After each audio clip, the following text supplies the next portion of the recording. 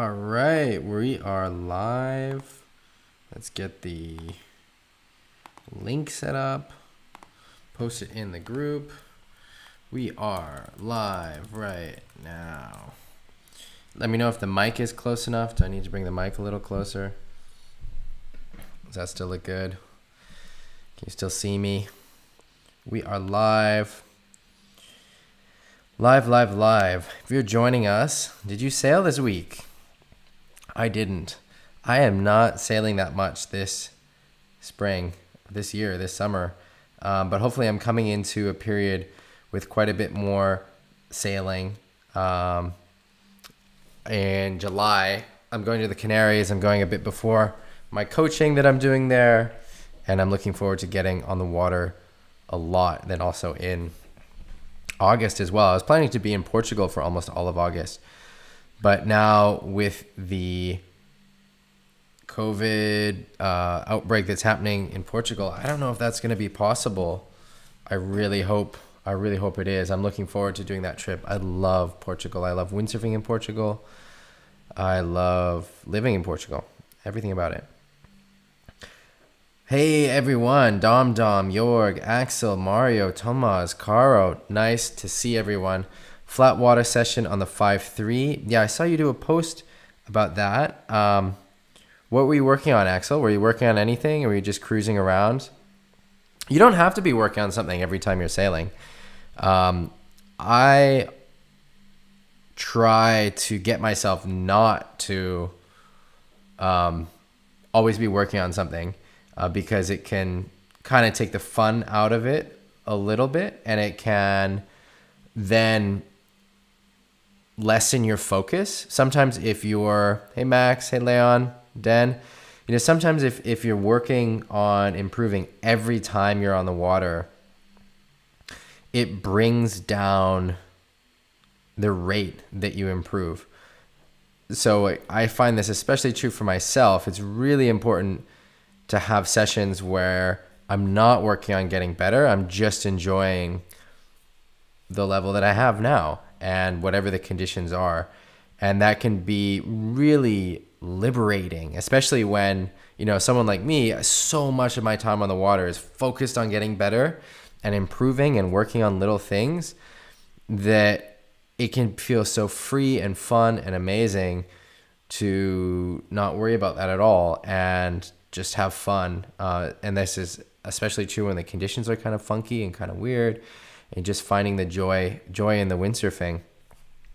And I find it in those sessions, which is maybe not a surprise, even if it kind of seems like it could be, I have a lot of fun, and I'm sailing well. So not only is there the joy of the session, but it translates to good sailing. And then it kind of refreshes the mind. So then when you go back to really focused, improvement, goal-oriented sailing, you do better at it because you're refreshed. Hey, John. So I found that is something that's really important for me in getting better at windsurfing. So for example, like I used to spend a lot of time in the Canary Islands. I'd go to Pozo, and there are a series of tricks, and it's almost like a dance, kind of a repertoire where, okay, I work on the backside 360 on this section. This area I'm doing my back loops. This area I'm doing my push loops. This area I'm doing a frontside 360. This area I'm doing that. And it becomes very rote, and it loses part of the magic. And I find that if I get stuck in that sort of rote learning process where I'm working on improving these specific things at these specific places, I don't improve as much as if I did that really focused and then just had some fun playing around and then coming back to really focused training. I tell people that, you really only have 10 to 30 minutes at a time that you can really focus. And it's about really having that focus time, setting a watch, having that focus training time, and then enjoying the rest of the time. Hey, Bjorn. Ouch, sprained rib muscle from windsurfing or tennis or both. Ouch. I hope you're getting better. I've had an issue with my rib before, and it really hurt when I was breathing. So hopefully you can breathe okay, because can't stop breathing. And hey, Richie. All right, so let's get into it. I'm not sure how much we've got to go through. It's been a really busy week for me, and it's going to be a busy upcoming week for me as well. So I'm not sure what we've got. I've tried to go through all the posts, so I have a little bit of an overview. But as always, if you've got a question, post it in the chat and I'll answer it as best I can. I love these little diversions. You guys come up with amazing questions, great questions. I'm going to Italy next week with the family. My wife really wanted to do a little trip, just no windsurfing, just going somewhere nice. So we're going to go to Emilia Romagna. I don't know if I'm saying that right. And just have a little vacation, and then back to Hamburg before I leave. And then I've got a pretty big chunk dedicated to windsurfing. The first trip is Tenerife, and there's still space from August 1st to August 7th for that clinic. It's a windsurfing masterclass where we're going through wave sailing and jumping, and it's something I'm really excited about. I'm loving this teaching process and being able to sort of share these mental and physical secrets about getting better at windsurfing. And there's just so much to teach, and I love that process. I love being able to share it. So there's still space for that week. So if you want to join, there's just a few spots. There's not a ton of spots, but there are a couple spots left. So if you want to join, let me know. Again, that's August 1st to August 7th in Tenerife. All right, let's dive in. Mario, I'll write you a message to get some advice after this. All right, so first up, we've got this question from Axel about fins. So 94-liter Goya Quad 2014 model. I don't know that much about the specifics of this board, but judging from your weight and the volume, I think 17 centimeter rears is too big. I think I would use probably 15s or 16s, and I weigh a lot more than you do, Axel. So I would say you want, unless you're dealing with a lot of current, I would say that you want, hey, Rich, I would say that you want something more like, 15s even, but 16s maybe to be safe. There's a lot of good advice in the chat. So Steve Thorpe is the man when it comes to K4. He is the man behind K4, Mr. K4, if you will. So his recommendations I think are really good. So 2 degrees toe-in is great. So I know some people really like the incinerators. I love my signature fins, so the Ezzy fins. The Ezzy fins are a little bit more thruster oriented though, because I'm mainly riding thrusters. 99% of my time is on thrusters, so I have less time on the quads. So if I would probably go with the incinerators first. I've seen a lot of people are recommending them. I think you definitely want to go with an asymmetric front with a bit of toe-in. So I think that's either the incinerator or the Ezzy. I'm not sure if there are asymmetric sharks, though. Steve, if you're in the chat, you can let us know. And 8 sounds about right. And then if for the rears, I would probably go with 15 or 16. Alex recommends the Scorchers. I absolutely love the Scorchers. The Scorchers were a game changer for me with the fins. Both of the Ezzy fin, my signature fin, which is, again, a really wave-focused, thruster-focused fin, and it's amazing. It transforms boards. If you're on thrusters and you haven't tried the asymmetric Ezzy from K4, try it. I think they really open up the board. It just changes completely how it works, makes it so much easier to initiate the turns and to stay on the rails. When would you not want that fin? I think if you're riding in really onshore conditions and the waves are mushy, because they help you get on the rail so much that sometimes in those really mushy conditions with the onshore waves, the board will want to stay on the rail a bit too much, and the wave doesn't have enough power to then help with that rail transition. So that's when you wouldn't want those Ezzy fins. But in most other conditions with waves, whether it's onshore, sideshore, offshore, as long as you've got some power in the wave, that's what you want. Hey, Mark. So Leon, this is for a quad, remember. This is for a quad. I'm using 10s for my thruster. So I think 8s for the front for a quad sounds about right. What are you using, Leon? What are you on? Are you on a thruster? Are you a quad? And what sizes are you using? I've experimented a lot with fins. I have bags full of fins, and Steve sends me so many different fins, and I test so many fins. And one of the things I found is that the closer for the thruster that the 3 fins are to each other, the more skatey the board feels. And that can be cool, but you sacrifice a lot of drive to get that feeling. And I think in surfing that works with the slower speeds and without the sail pressure. But for windsurfing, I think for 95% of situations and people, you want to have in a thruster around 10s or 12s in the front, and then the rear, depending on your board, and the rear depending on your board size and your weight. And so that'll be somewhere between 16 and 19 for most people. I use 17 and 18, so I'm often on a 17, sometimes on an 18 if the conditions are light or there's current.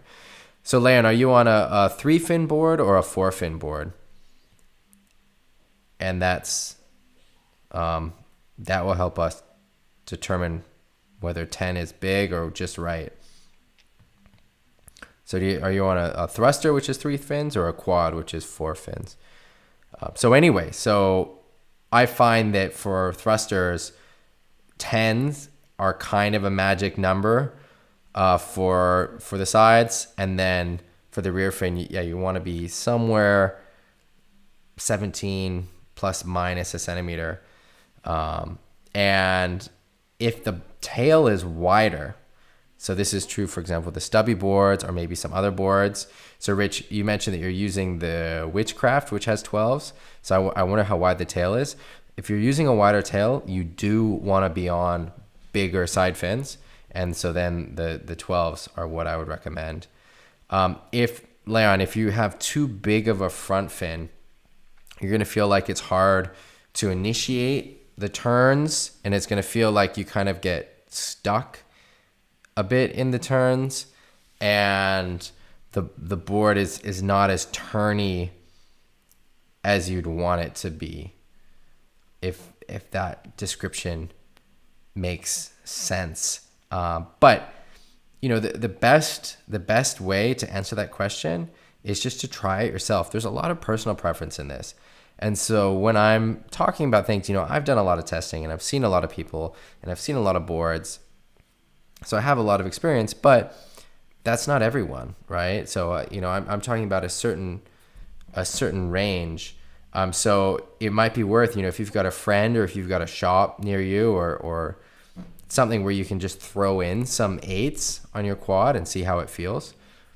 That would be interesting. But Leon, it also depends on what your rear fins are, because when we're talking about fins, it's the whole cluster that is affecting how the board feels, right? So if no variable exists independent of the other. So what rear fins are you using? That's a question that we need to ask. And if you're using then relatively small rear fins, then you're making up that area with the front fins, and you wouldn't be able to just put in smaller front fins, because then you wouldn't have enough total fin area and your board wouldn't work.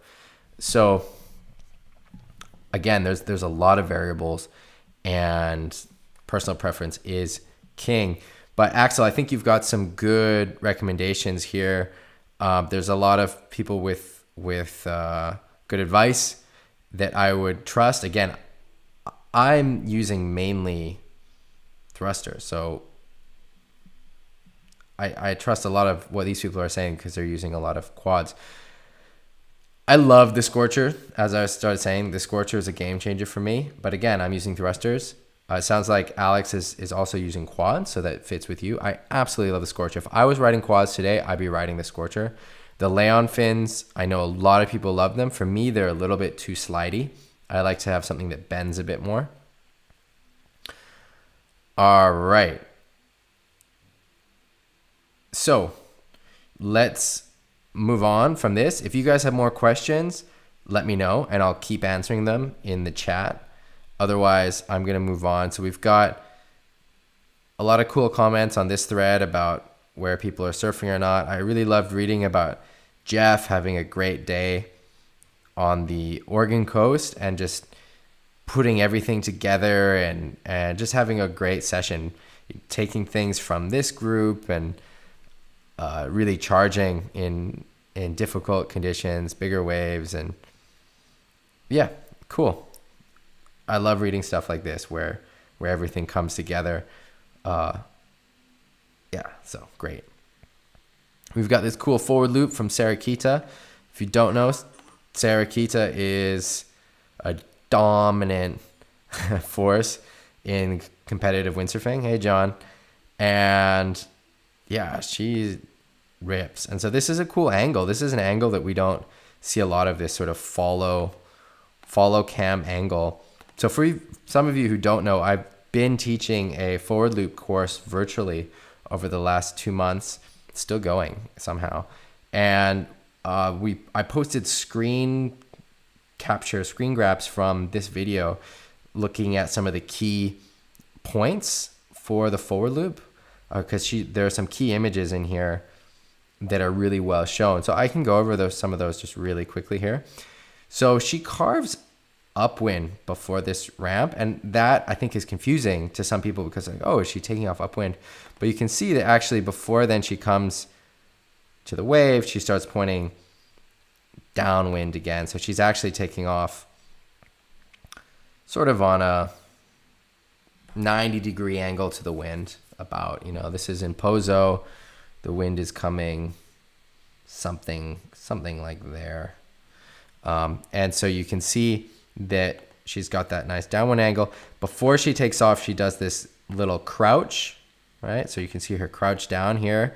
So she's, crouching down, winding up like a spring, puts her hand back. So I call this, the setup pose or the hunting stance.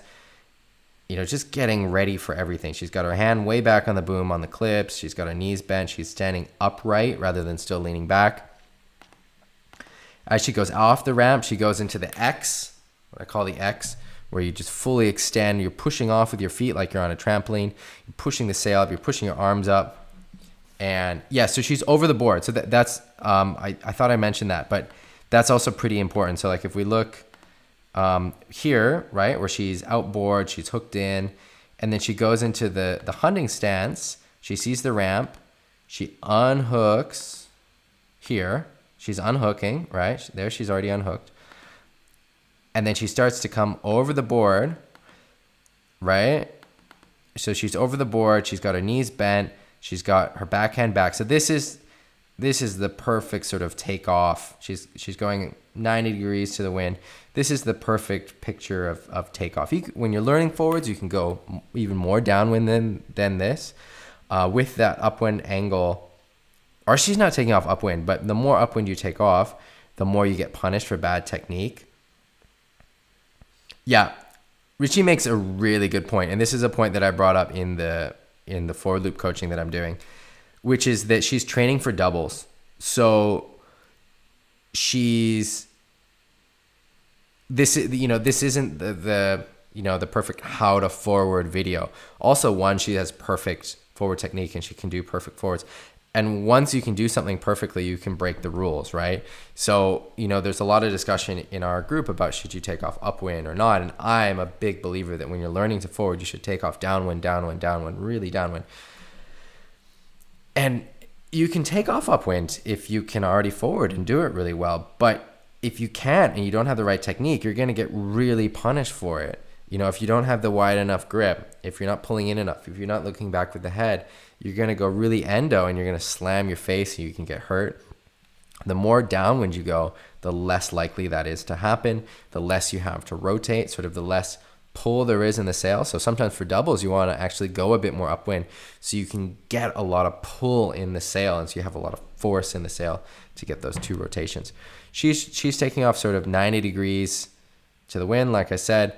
Anyway, so she goes for this X, which I'm all about the X, and then you get real small again. So you go, you're like crouching position, you get your hand back, go into the X, and then you bring everything really in tight. So you can see that she's looking back over the shoulder. So let's take that, if I can get that frame, because this is also so huge.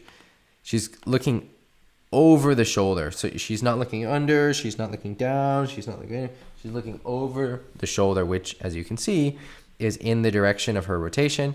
She gets nice and tight. Look how hard she's sheeting in. You can see the wrinkle on the sail, bringing that elbow into the body. So I think you can see it. There's a frame somewhere here, which I had which I was showing in the group. Oh, it's hard to see, but she's really bringing that elbow down into her body, which is another one of these key images for the forward loop, and then comes around. And again, she kind of over rotates it because, again, she's training for doubles, but beautiful forward. Let's just watch it one more time and then we'll move on. So there's a lot of key images that are really well shown here with this nice angle. All right, let's move on.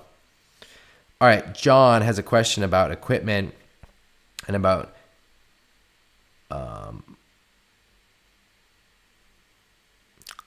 GoPros. So I don't have a GoPro, so I can't speak to a GoPro. I've used GoPros before, and they seem fine. Having a camera is a wonderful investment, John, because it will help a lot with your self-coaching, and then also having footage to put in the group. I've said this 1,000 times, and I'll say it 1,000 more, that one of the best things you can do, or the easiest things you can do to improve your windsurfing, is to get footage of yourself. And it just helps connect your mind with your body to understand what the feeling actually is. And so sometimes you think, oh yeah, I'm totally leaning forward in my bottom turns and I'm sheeting in the forward loop and all that, and you see the video of it and you realize, well, actually I'm not. Or you think, oh, I didn't do that so good, but actually you did. So it's so important to get footage of yourself, and one of the easiest ways to do that is with these action cameras like the GoPro. I'm using the Insta360. I got that in the spring. I've been happy with it. The remote doesn't seem to work, so I also have the remote, and I got a waterproof case for it because the remote's not waterproof, and it worked perfectly the first time I ever used it, and then never again, maybe for 5 minutes, and then it stops working in a session. So the remote is useless, which means that some of the mounts are not that good. I got a new harness mount. So I was using the K4 mount, and I've got a new harness mount to try, which I'm going to make a little video about and show you guys. Otherwise, I've been using the Unicorn on the helmet to get footage.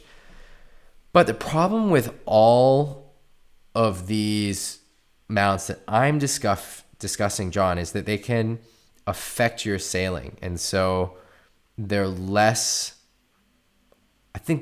good for getting spontaneous technique. You know, when I'm doing it, I'm trying to get to show the technique, and it can be pretty hard with this Unicorn thing and a camera sticking off my head to do what I want to do. But then hopefully I can get the footage and post it in the group, and you guys can see my hands and my feet and what's happening. But for going the other way, getting footage to then be coached, it can be kind of tough. I think that the fly mounts are good, which I see there's a lot of people saying that in the chat from the mast. So in general, I like the mast angle a lot, looking down, because I can see your head and your hands and your feet. So I can see a lot that's going on. Sometimes you can't see the wave very well from that angle. The boom is hit or miss. Sometimes the boom angle looks okay, and sometimes Sometimes it's just really hard to see what's going on. Sometimes the helmet angle is good as well, like in the wave rides.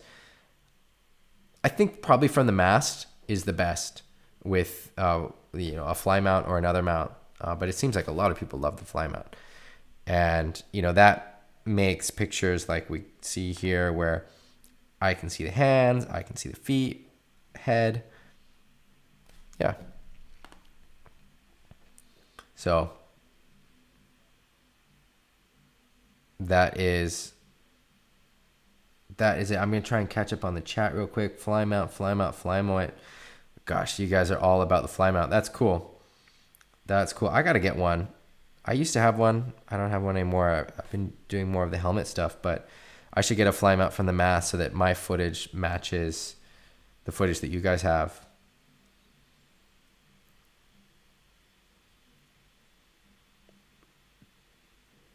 Yeah. Cool. All right. So there's a lot of comments here. Depth rating of the GoPros, Bjorn. I don't know how. I've never heard of someone of it failing because of pressure. I've heard of them failing just spontaneously. The seal doesn't work well. So John, I think from the mast mount, I can see a lot for the wave rides. I can see your hands, your feet, your head, and that gives me a really good idea of the coaching. What's missing is the angle of the wave, or the view of the wave, right? And so sometimes the waves can look small, or it's hard to see sometimes what's happening with the timing. But it's good for body technique. The helmet is good for timing because you can see what's happening with the wave. All right, John, let us know what you choose. And I want to hear an update about your mount and your camera situation. Yeah, interesting with the extension on the fly mount. I like that look. It's kind of scary that you already broke two, Rich. You must have a leash though, right, on the camera? All right, Paul asked about board bags. There's some good answers in here. Board bags are tricky because different people want different things. Wheels, for example, are really important to some people. I don't care. I don't want wheels because it just adds weight. I want my bags as light as possible. And the board bags I use, these gray unbranded ones that most of the pros or all the pros use. And I'm pretty sure they're made in Cobra. I've asked, I get them when I get boards. And the main thing is that they're light and they have just enough protection. I can fit 3 boards in a bag pretty easily. And it's light. I know that I'm not going to have a problem with the airline. My biggest issue is just making sure I'm underweight. And then I have some super lightweight like quiver bags that I can put sails and booms and other stuff in. And so my needs are a little bit different than other people's needs because I'm traveling a lot. I'm worried about excess baggage fees, or not even fees. I'm just worried they won't take the bags. And I have a lot of gear, right? So if you don't have as much gear and you're not traveling on airplanes as much, there are different needs, right? There's trolleys in airports, and there's ways that you can use the trolleys in the airport with your bags. And sometimes it's a hassle. But you know what's also a hassle is the airline not taking your gear because it weighs 40 kilos and they only take 32, right? And some of these bags are so heavy. Like I had these old Dakine bags with wheels, and they were like 20 pounds, like 10 kilos just for the bag, which, it's just too much weight for the bag. So now I haven't weighed my bags, but they're pretty light. I want to say my quiver bag is less than 1 kilo, and the board bag is maybe 2 to 3 kilos. Though I'm not sure. I should weigh it. The gray bags protect the boards enough. The main issue with the gray bags is that they do kind of break. I have had mine for a long time. I don't know how many I have at the moment, maybe 3. And I've used them a lot over the last 5 years or whatever. I don't think I've gotten a new one in the last 5 years or 4 years. And so I've used them a lot. And the boards are fine, but the bags break and get little rips and the zippers break. And like I said, I'm still using them, so they still work well enough. But I think some of the other branded bags in the market pay more attention to the durability aspect. I don't know how much, one thing, if you guys are interested, I could reach out and see if I could get some of those bags made for you, for the group. And I wonder how much they would cost. I don't know. I'm not paying for them. They're coming with my boards, but I wonder what the price would be. I can find out and offer it to the group if that's something you guys are interested in. So between the boards, I use the like silver foam things that come with the bags. Sometimes I'll travel with, depends also where I'm going. Sometimes I'll travel with one board in a single board bag. And I like that because then if I'm going somewhere where I'm going to be taking that board out and putting it maybe on the roof of a car or traveling with it, I want to have a single board bag for that board. And so I'll put that board in a single board bag, put it in the big bag, and then put my other board on top. And then often I'm traveling with 2 boards unless I'm going to a competition and then I need to take more. Sometimes I can get away with just 1 board, but often I'm just using 1 board, but I like to have a backup. I often travel with 2 booms and 2 boards because if I'm going on a trip somewhere and a boom breaks or a board breaks, I'm just screwed. If I don't need double sails. One, my sails are built strong, so they often don't break, but also, if I break a 4.7, I've still got a 4.5 and a 5.0, so I can still get on the water. Whereas if you break a boom or a board, then you're just out of the water. So, boards are less likely to break, right? Because you can just take some. Most of the time they get dinged, and that's not so bad. You just take some. I always travel with solar res, or I try to always travel with solar res. I don't always, but I like solar res as a tool to have in the kit. Solar res is pretty good. And all right, let me catch up on the chat. Raw mount tough clue medium. I've never heard of that. All right, yeah. All right, I think we're kind of caught up on the chat. I'll figure out about those bags and see what a price would be, see if they can make them, if we can get some. I don't know if we can, but I'll reach out. We've got these forward loops. Oh, let's make so Bjorn's been posting a lot of forward loops lately, right on. And these are different than the ones we went through last week, right? These are with a smaller sail. Yeah, cool underwater footage.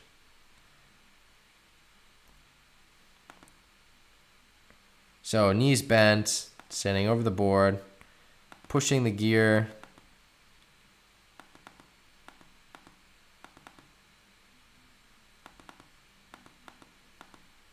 There's a lot that you're doing great, Bjorn. I really like your setup. Most of the fundamentals are there. All you need to do, and you know this because this is the same thing that we say all the time, but all you need to do is move this hand from here to here and then look with your head over your shoulder. And you know this. I know you know it, but everything else is great. Then the sail will be more sheeted in. This gap would be more closed. You'd rotate a little bit more and you'd land on your butt or on the board. Let's see what you said. Yep. Okay, so, and this was a good question. We discussed this during the week. I think I commented on this post. So you said, how do you move your hand back when the chop comes suddenly? And there were some good. So Bjorn, so first of all, what is this? Get out of here.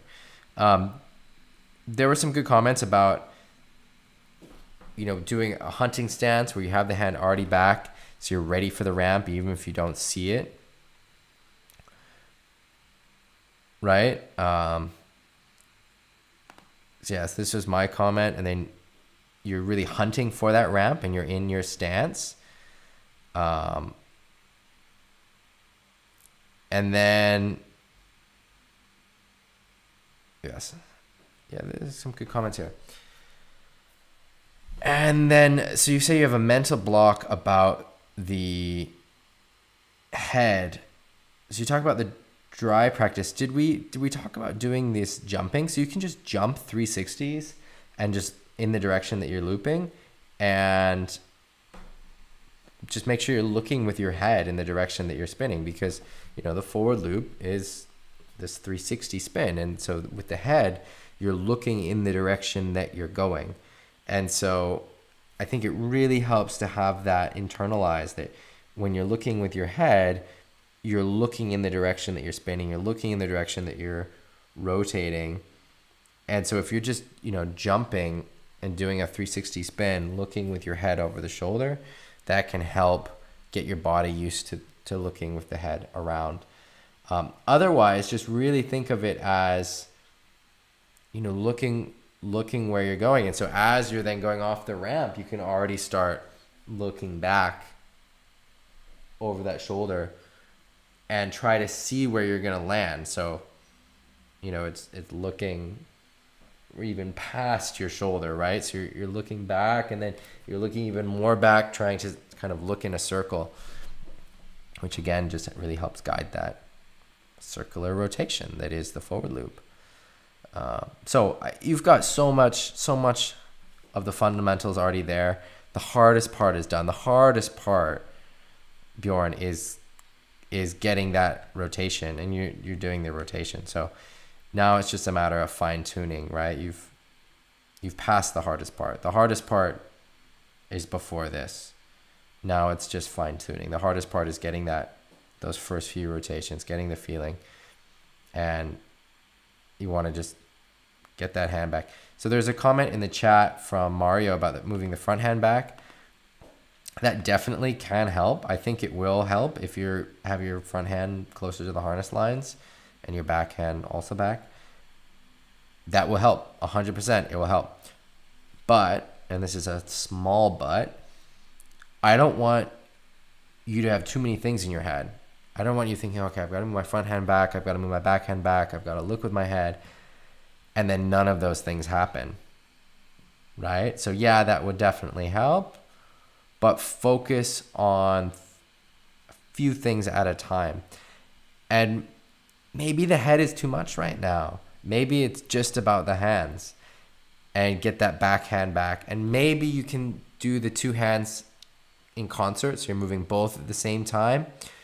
Otherwise, just the backhand. The backhand is the most important. And if you can move that front hand back as well, great. But don't overload your mind, right? You don't want that cognitive overload. You want to have a few key things, or one key thing to think about, right? If you, over the next week, or I guess you're not sailing over the next week, but whatever, the next few times that you're sailing are just focusing on getting that backhand back, and you fully get that in, then the next time you're sailing after that, you focus on the head.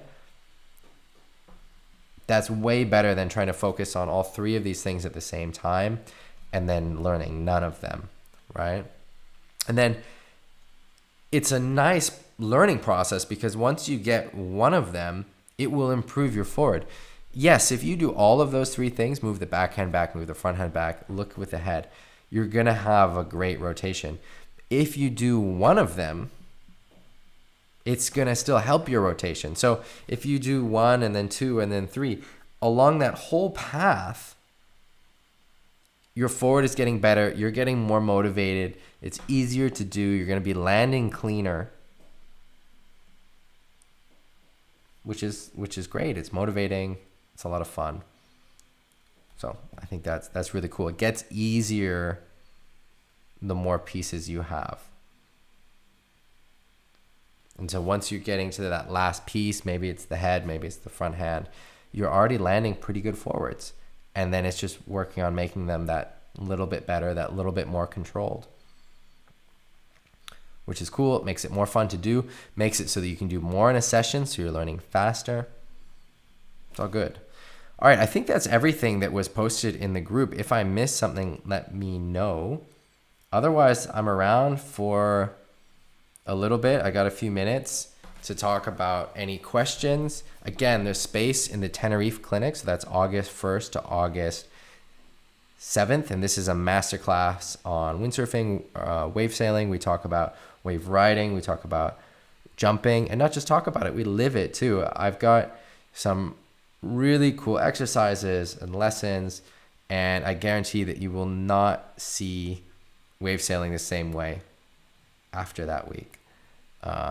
And I'm really looking forward to it. Really, really, really looking forward to it. It's really exciting because I've dedicated my life to this sport and learning these things. And now I have the opportunity to share what I've learned, and I'm really enjoying it. And this, the live streams is a part of it, but there's only so much we can do with a camera, and then we can do a lot like this. But in person, there's just more that's possible. So if you're interested in that, let me know, because there are a couple spots left. Otherwise, if you have recommendations for Emilia Romagna, let me know. I'm going to be there for a few days next week. And then I'm around for a few more questions as well. So Richie's got some good advice about looking where your hand is, and then that helps with moving the hand back and looking with the head. So it's kind of two birds with one stone situation. Yeah, so I like that. Good tip. All right, guys, do we have any more questions? Again, I'm going to hang around for a few more minutes. Otherwise, I'm going to call it a night. I've still got to book a rental car flying into Milan tomorrow. Flights are booked. I think we've got an Airbnb booked. Got to get a rental car. My wife was happy that I'm not taking board bags, because normally when we're going on a family vacation, I'm still taking all my board bags. And she was saying, I think this is the first time we've ever done a trip together as a family where you're not taking board bags. So we've got a little family time. Yeah, Bjorn, go for it. Questions. And yeah, so it's a true family trip for me. And then I'm back on the wave sailing agenda. In fact, more so. The last, since our baby came in April, I really haven't sailed that much since then. And I'm hoping to get back into my normal flow. All right. Paul. Hey, Paul. Wave Traveler. You should come to Tenerife, Paul. Come on the clinic. All right. So let's answer Bjorn's question about wave pools. I'm not going to Venice, John. I was just planning to go to like Emilia Romagna, around Parma, Bologna, Modena. We don't really know. It's kind of a last minute trip, and my wife wanted us to have a holiday together. And all right. So answering the question from Bjorn, do I ever think that wave pools are going to take over windsurfing? I don't know. I think not. I think probably the money is not there, first of all. But I'm also dubious, or I'm not sure whether wave pools are going to take over surfing either. I think a lot of people think they will, and maybe they will. But there's je ne sais quoi aspect of riding waves and catching waves that's lost in the pool. And I don't know, when the waves are kind of always the same, there's something kind of fundamental that's lost with the pool. My experience that kind of correlates with that, which is a very different experience, it's not at all the same thing, is competing in an indoor windsurfing competition. So I'm not sure if you've seen indoor windsurfing competitions, but they're in a pool with fans and then a metal ramp.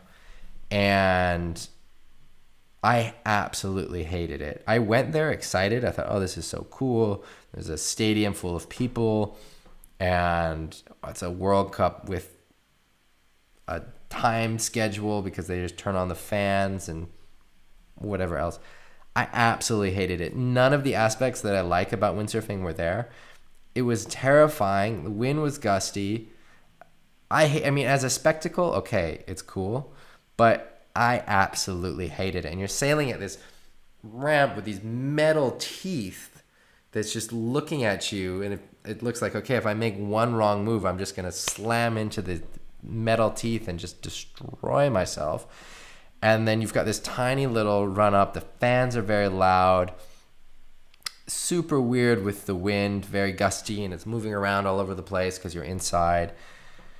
You got to rig a pretty big sail, and you've got to like line up the fin slot with your fin, and I don't know. I just hate it. I remember I did the practice runs. I was like, oh my God, I just have to survive this. I think in the end, I can't remember what my final rank was. I think it was in the top 8 for that event. So there was like a finals day, and I made the finals day, but I didn't enjoy it anyway. But a pool is different than that because you've got a moving wave. But I just wonder if it misses too much of what we get when we're with natural waves. And so you have to position, you have to understand the water. It can be a lot more powerful. I think the wave pools are never going to be very powerful like a real wave is, especially in surfing, compared to somewhere like Fiji or Chopu or something. But I'm not sure. So I feel undecided about normal surfing. I think for windsurfing, it's probably just too expensive. Yeah, and so Richie, they have designed better ramps. I saw a video from a freestyler, German guy who lives in Greece, up and coming kid, Leonard, and he had a ramp there, and it was amazing. This is from recently. This is from, I don't know, a few weeks ago. In the last month, I feel like I saw it. I could see if I can find it. And let me see if I can find this. It was amazing. Mark, by the way, let me answer your questions. I can do doubles regularly so long as it's starboard tack. Leonard.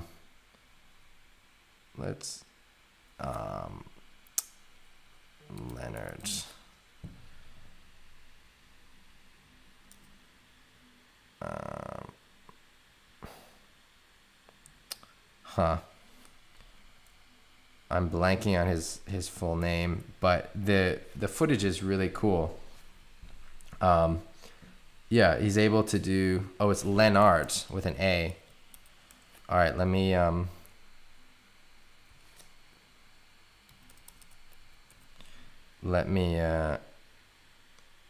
Yeah. Okay.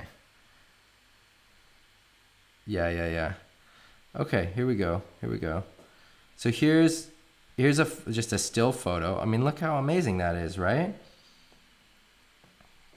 From a ramp. And I love this because you're using the natural wind, right? And so it's just the using the ramp to get air in the natural environment. I think it's super cool. So it'd be great to have ramps developed like this that exist in places where you have a lot of consistent wind but no waves, like Greece. I know that in Lucat there was a a ramp setup that Julien Taboulet had going. I don't know if it still is, but you can see this is really cool, and it really opens up this kind of flat water spot. I'm not so into the grinds.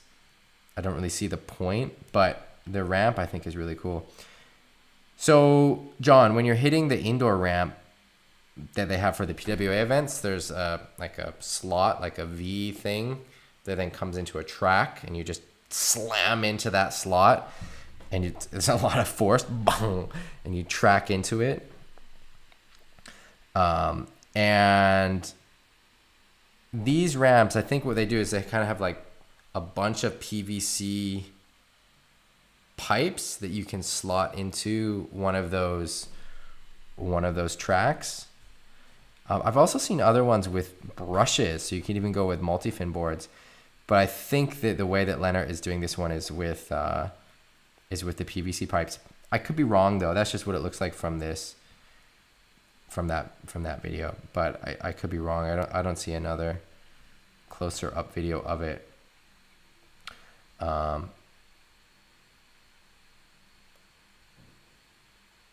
All right. So yeah, I can do doubles with starboard tack wind, and I enjoy them too. I'm not, I feel like there's a few guys in the world that are better than the rest, and that's Brasinho, Koster, Victor Fernandez, Ricardo, and then I'm not really sure who else. That's sort of maybe the end of the list, and then you start getting at sort of a second tier where the guys can do doubles but not as consistent and not in all conditions. And you've got Robbie Swift and Pons and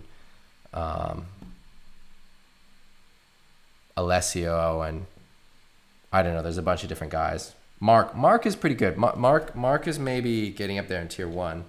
So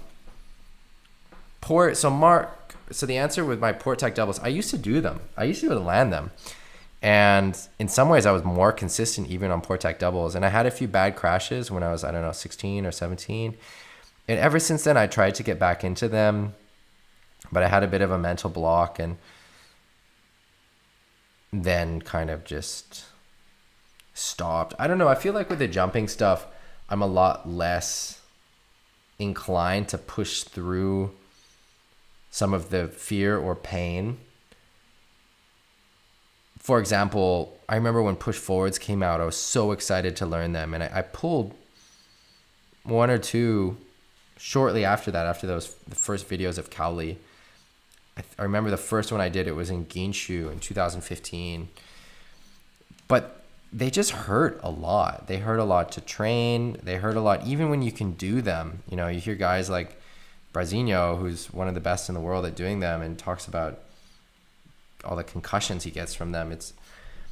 I don't know, it's just not worth it for me. And so it's been a long time since I've gone for a push forward. Whereas I feel like riding in big waves, I have more, I don't know, I'm more happy to push my limits there.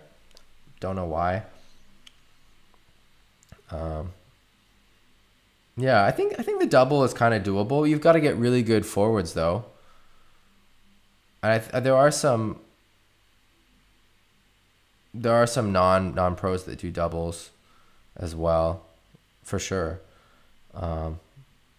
You've got to get a good forward though. The key to a good double is having a good forward rotation. You've got to have a really solid forward loop, and then go from there. You got to be landing planing forwards and be really comfortable with the rotation. Hey Marine, I didn't say hi. Welcome.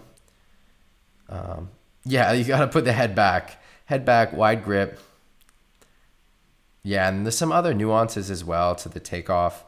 And there are some things that, like I said, there are these guys that I can count on one hand. Brasinho, Koster, Ricardo, though his rotations can be a little bit strange, but he is good at them.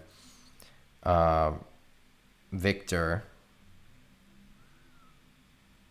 And that's kind of it for the people who land them really consistently and in a variety of conditions. You have a few people like Pons, you know, who depending on the day can land them pretty consistently, but not in all conditions or sessions. But I mean, he's definitely way up there. He's really good.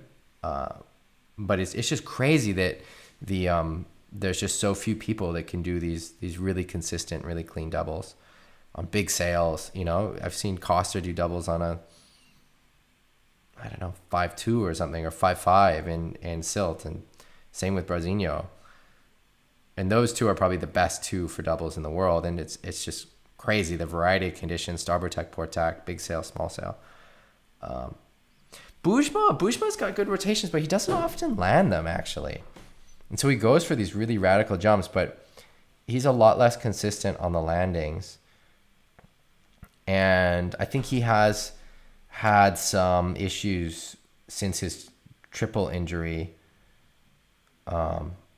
which is pretty sad. You know, he I don't know if you know the story, but he passed out at Hokipa, going for triple forward, and he's had some issues from that, and especially about doubles.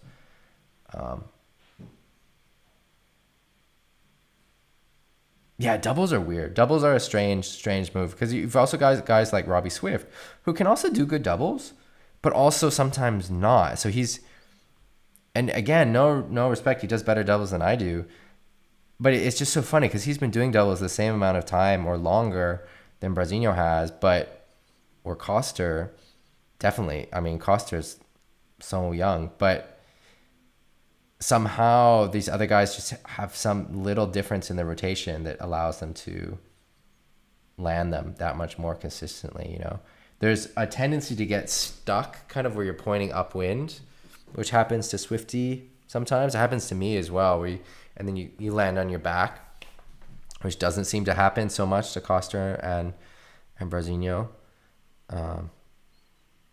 Yeah, Richie, you're talking about the bad back slap. That looked really bad. Yeah, it's crazy. I mean, we're such a small, unregulated sport, but with the doubles and the push forwards, there's a lot of concussions that happen in Pozo, and it's kind of crazy. I don't know what the solution is. Wearing a helmet doesn't help with that. I used to wear a helmet a lot, but with that kind of impact where you're hitting the water, having the extra surface area of the helmet actually is worse, maybe, because then you have all these issues with your neck and you still hit your head pretty hard. So yeah, it's kind of crazy. So with starboard tack, I feel comfortable with the doubles. I know where I am the whole time, and I don't have bad crashes even if I don't land them. So I'm comfortable with it. On port tack, after I had a few bad crashes, I'm not. And so then I start to feel just less certain.